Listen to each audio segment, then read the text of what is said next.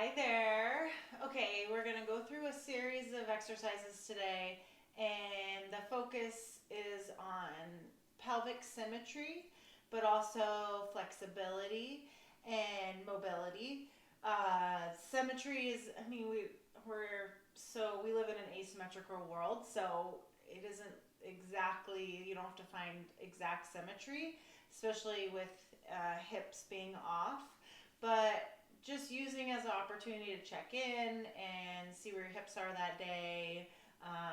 Maybe feeling a little bit, more flexibility as you tilt back and forth more.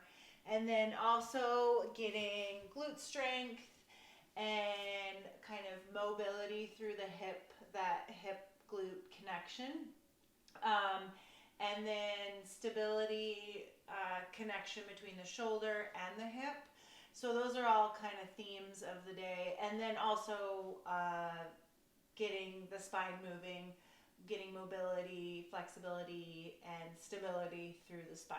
So we'll start out first with pelvic tilts. So coming to laying down. And here you want to be in this hip bone, knee, second toe alignment.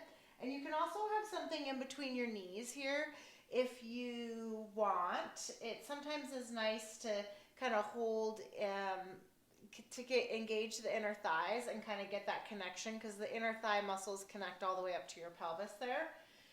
So I like to start out with my hands on my hip bones. It just gives me the opportunity to have a little bit of feedback. So I'm going to begin with inhaling through the nose, arching. Exhale, imprinting the low back. So here, working in whatever range feels all right for your spine. So and that range could increase as you kind of get more flexibility, that sort of thing. And also checking to see how these hips are moving. If one maybe wants to tip a little bit more than the other, seeing if you can kind of rein in the one where you feel more flexibility, and then kind of making it a little bit more flexible, so you're not pushing one side more than the other, and kind of increasing that asymmetry. All right, a couple more tilts here. Inhale, arching. Exhale, imprinting. On this next one, we're going to peel up into a bridge. Inhale, arching. And exhale, imprinting. This is another time when having something to kind of hold on to is nice. Helps with this connection through here. Raising up vertebrae by vertebrae. Adjust the heels if you need. Feeling like the heels kind of pull towards your tail. And they don't actually move. It's just this kind of magnetism of the heels towards the tail. Taking a big inhale into the back of the lungs, and then exhale, softening nice and slow, feeling those collarbones widen, the breastbone melt down towards the mat. Inhale to arch, filling the lungs. Exhale to imprint, peeling up, inhaling at the top. And imagining the ribs come down, kind of ring by ring of the ribs, exaggerating that articulation of the spine. And if you find any sticky spots or spots that don't move quite as well, you can go a little bit slower, take a pause there, take another inhale, whatever you feel like will smooth out that articulation. One more here, and we're going to hold at the top. Inhale, reset. Exhale, peeling up. So here, I'm going to ground one leg, and then I'm going to walk heel toe this other leg out. And so the range can be whatever you can kind of control. The idea is that you're not hiking your hip to get more range. You want to think about the bottom of the ribs and the top of the hips staying equal distance. So exaggerating the heel lift, the toe lift. So we're getting this internal, external rotation of the thigh bone. Last one here. And then we're getting stability through the other side. And continuing to breathe. If you feel tightness through the low back, you can lower your hips or bring them to the ground, whichever you want to do. And every day might be different. Like, you might feel tightness through the low back to begin with, and this may not be great. Holding there, grounding the heel in that alignment, and then heel toe out. And obviously with hip differences, you're going to feel different tightness, different looseness maybe, but it's just a really nice opportunity to get the ankle and the feet moving, but also this internal, external of the hip with the hips trying to stabilize in space. So, all right, one more there, and checking with the shoulders, making sure that you're not leaning into one side or the other more. Pausing there, taking a big inhale, smiling up towards the ceiling, and exhale, softening slowly down. And when you get to the bottom, if you want to hug your knees, you can hug your knees. Do a little rock side to side there. And let's spin around and come into quadruped. So quadruped, which is the wrist right underneath the shoulders. And you also want to check in and make sure that you're in neutral spine. Sometimes I like to give a little tail wag to release any tightness or that sort of thing. Okay, so back to neutral spine, and your head in alignment with the spine. So as you get tired, usually people's first reaction is to let the head kind of nod. And it wouldn't be that big of a deal, but they do say that your deep abdominals engage a lot better when your spine is in alignment, which also means the neck. So, and also it kind of allows this nice inhale, and then also you're not shrugging up towards the shoulders, that sort of thing. So trying to stand nice and tall through the crown of the head. Okay, so quadruped. We're going to focus on kind of this glute engagement with arcing up towards the ceiling. So my knee, the standing knee is right underneath my hip, and I'm going to arc up and try not to open my hip too much. I really want to think about kind of balancing this delicious cup of coffee, espresso, on the back of our tail here. Finding that inhale into the back of the lungs, and then an exhale drawing up through the low belly, almost towards the ribs. So you're pulling that low belly away from the mat, but also kind of lifting away. Inhale there, exhale. We're going to come into a little bit of pulsing for endurance through the glutes. So my toes are flexed, and I'm just going to give a little pulse here. And then as I'm pulsing, I'm going to kind of open the knee out to the side, just to work that hip glute stability a little different. And now I'm going to pulse back to home. One more, pulsing out. Nice. And it doesn't have to be fast, actually, so slower is better. I might even be going a little too fast, but so I'm opening the knee and then kind of rotating at that leg, in the leg bone, to come back to center. Good. Taking a break there, tail wag, finding a neutral spine. And if your wrists are tired at all, you can come down onto your elbows here. So the next one can be done on your elbows or the wrists, and you're going to open up, high five the ceiling with the bottom of your foot, and then opening up, circling. And these circles can be as big or as small as you want. Sometimes it is fun to play around with a little bit smaller. So actually, let's spiral inwards. So each time you circle, the circle gets a little bit smaller, still with that alignment through the neck, even though we're on our elbows. And then now from there, let's reverse the direction of the circle. I'm going to bring my knee down for a little reset, and then open into, they call it a hydrant lift. because you're like a cute little dog peeing on a hydrant, marking its turf, and then beginning to spiral inward here. So one of the key components of this movement is going slow. You can speed right through it, but you lose a lot of that stabilizing benefit. Continuing to breathe as you're feeling that engagement. Good, and last one. Perfect. From there, shrug the shoulders up, and then coming on to your hands, we're gonna send that leg away and just give a little rock back to stretch out the feet, maybe the calf too. Inhale through the crown of the head, exhale. And then now from here, we're gonna come into these rainbow taps. So my leg is straight, and I wanna think about the initiator of the lift of the leg is where the glute meets the hamstring. Sit bones are drawn long, and here you'll get a little bit more kind of lift and lower of the hip here, but the idea is that you are not opening the hip to lift the leg. The leg is articulating off this nice, stable torso. Good, last one.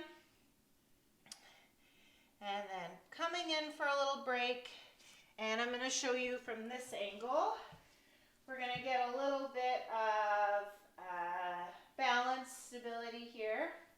So sending the leg back, and the elbow comes out to the side.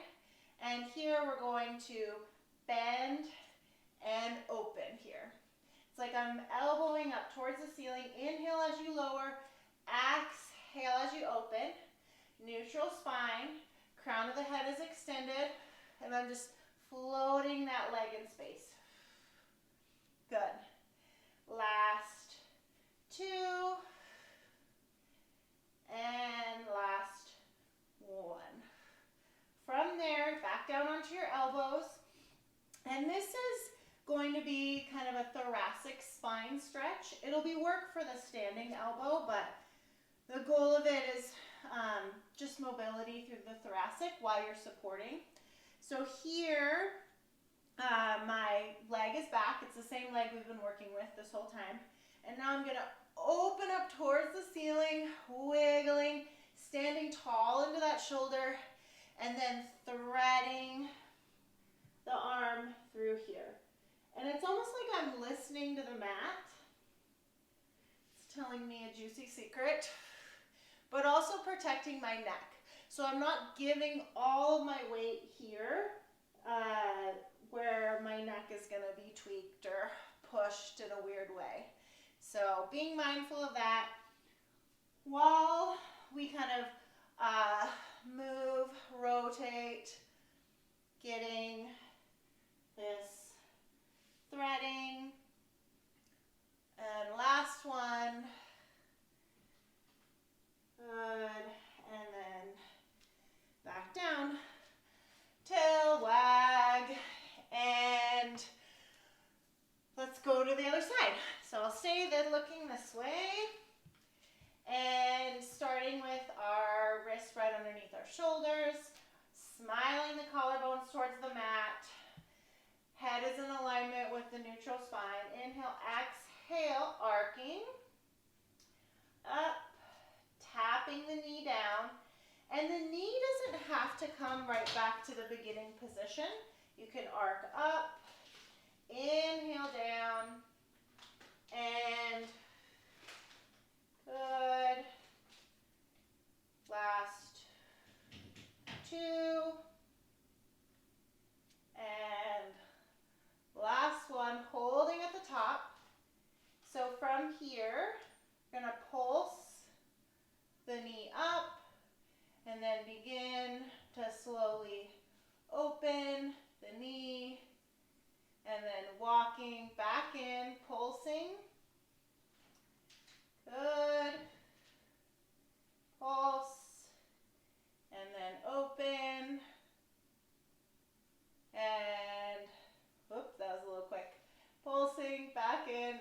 slow, and back down.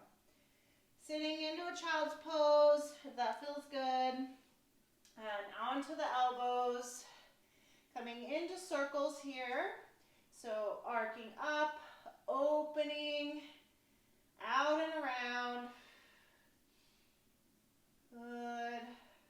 Nice slow descent. So here you are resisting gravity. You're exhaling as you lift. So exhale, and then opening, and then inhaling as you control that descent. Last one. And reversing directions.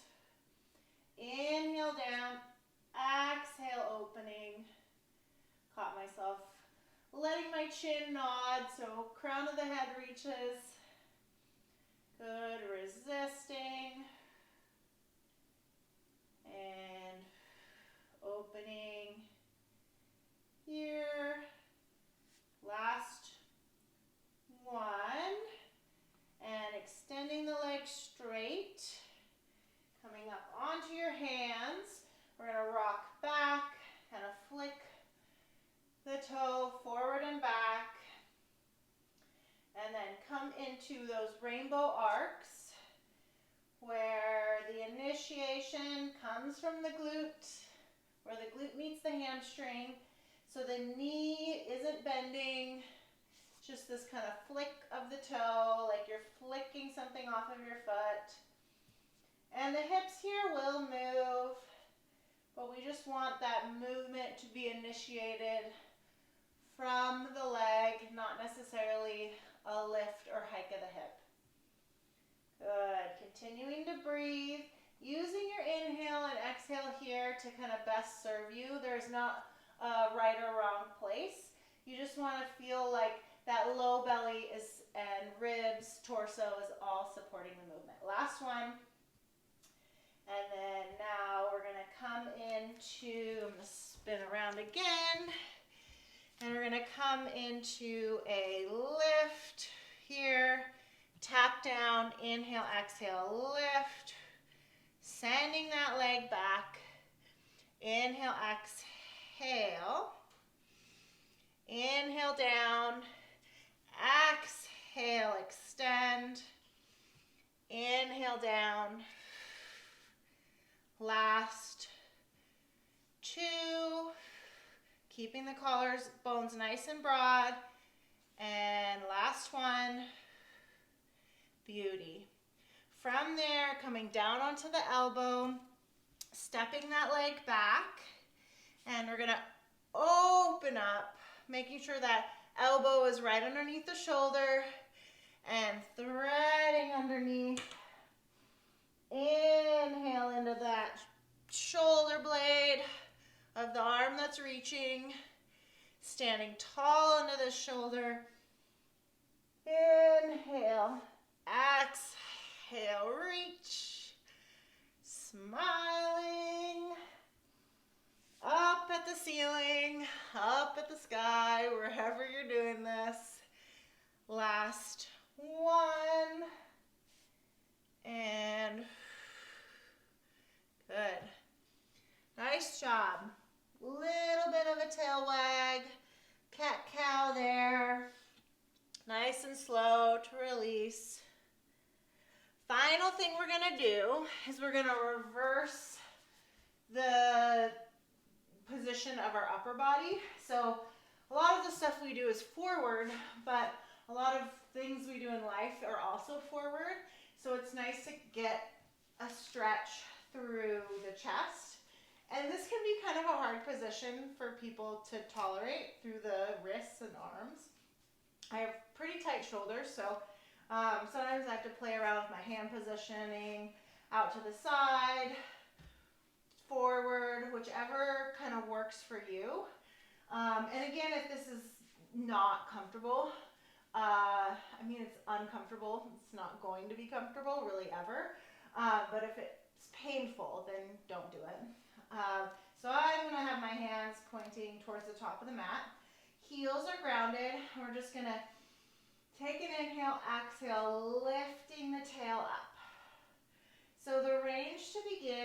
pretty small, and you may not get very far. And also my range is not great, so if I could, I would just be able to hang out here and stay in this tabletop position for days, but my shoulders will not allow it. So good lifting, slow tap down, and then roll the shoulders forward after a couple here, and then rolling back, opening, kind of exaggerating that open, and then lift the hips, hold that open, inhale, exhale, inhale, exhale, and last one, and lift, and rolling forward one more time, and this time bring the hands there, and sitting up tall, circle the wrists, both directions. You can give a little kind of opposite pull on them, and yeah, well, there you go. That's a little bit of hip, glute, all that kind of good fun stability there. So play around with that, and let me know how it goes. I hope it goes well, and we'll see you next time. Bye.